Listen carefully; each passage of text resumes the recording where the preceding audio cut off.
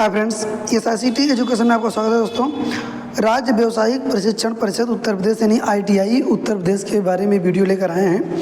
जैसे कि जानते हैं कि ITI का फॉर्म फिलअप किया जा चुका था और उसकी मेरिट, चूँकि यूपी में ITI का जो एडमिशन है वो मेरिट के आधार पर होता है, उसका कोई इंट्रेंस एग्जामिनेशन नहीं होता है। तो कई ट्रेड्स हैं, जैसे जानते हैं आप, फिटर, इलेक्ट्रीशियन और उसके अलावा इलेक्ट्रिक मैकेनिक और बहुत ढेर सारे इसमें ट्रेड्स हैं। दो ट्रेडों में होता है इसका, जो NCVT और SCVT। जैसे कि आप जानते हैं SCVT जो है जो राज्य सरकार होती है वो कराती है, और NCVT जो है वो केंद्र सरकार के द्वारा उसके प्रमाण पत्र को प्रदान किया जाता है। मान्यता दोनों की उतनी ही है, लेकिन कुछ चीज़ें यहाँ पर थोड़ा सा हम आपको बताना चाहेंगे।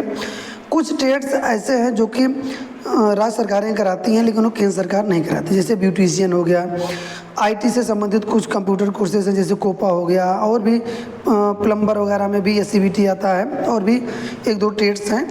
तो इनमें थोड़ा सा अगर आप कोई रोज़गार करना चाहते हैं तब ये ट्रेड्स ज़्यादा अच्छे हैं। अगर आप कोई जॉब के लिए अगर ITI आपने किया है तो उसके लिए ट्रेड्स जो है ज़्यादा रिलेवेंट नहीं है। तो इसलिए अगर जैसे कोपा हो गया या हेयर कटिंग हो गया, फैशन डिज़ाइनिंग हो गया, तो इन सब में अगर आप ज़्यादा इसमें करियर बनाना चाहते हैं, अपना कोई व्यवसाय करना चाहते हैं, ज़्यादा अच्छा है।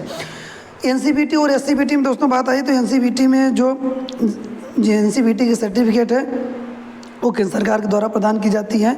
लगभग जितने भी ट्रेड्स हैं उसकी सर्टिफिकेट हर जगह मान्य है। SCVT की भी बराबर ही मान्य है उसके, लेकिन चूंकि राज्य सरकार की है तो थोड़ा सा केंद्र में कहीं कहीं जो है थोड़ा सा मामला फंसता है। किसी वैकेंसी में जो है वे लोग SCVT को नहीं मानते हैं। उसमें साफ साफ लिखा हुआ होता है कि NCVT से पास होना चाहिए, लेकिन फ़िलहाल बहुत कम ही रेयर केसेस में ऐसा होता है। और तो दोस्तों देखिए, इसका जो ITI का जो रिजल्ट था फर्स्ट फेज़ का वो आ चुका है। तो उन लोगों के लिए वीडियो है जो जिनकी मेरिट अच्छी है। अच्छी से मतलब ये है कि लगभग अगर हम कहें तो देखा जाए तो हर ज़िले का अलग अलग और हर ट्रेड के अलग अलग मेरिट है। तो फर्स्ट राउंड की मेरिट है तो लगभग 85-90 वाले जो हैं उनके लिए कहा जा सकता है कि ये राउंड था। तो अगर आपने ITI का फॉर्म भरा हुआ था और इंतज़ार कर रहे थे कि रिज़ल्ट आने का, तो दोस्तों first round allotment result government ITI और प्राइवेट ITI के लिए दोनों के लिए अलग अलग लिंक है, तो दोनों पे आपको अलग अलग देखना पड़ेगा। तो यहाँ पर देखिए कुछ नहीं, रजिस्ट्रेशन नंबर आपको यहाँ पर डालना और यहाँ पर डेट ऑफ बर्थ आपको फिलअप करना है। ठीक, उसके बाद सबमिट पर क्लिक कर देना है। उसके बाद आपको पूरा एक फॉर्म सा आपके सामने एडमिट कार्ड सा आ जाएगा।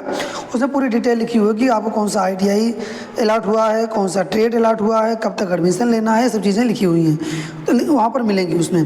तो देखिए यहाँ पर ध्यान दीजिए दोस्तों, यहाँ पर लिखा हुआ है साफ साफ, ये वाला देखिए, last date for reporting in ITI for admission is 16/8/2024। यानी आपको जो है 16/8/2024 तक वहाँ पर ITI जो अलॉटमेंट हुआ है आपको वहाँ पर एडमिशन आपको ले लेना है।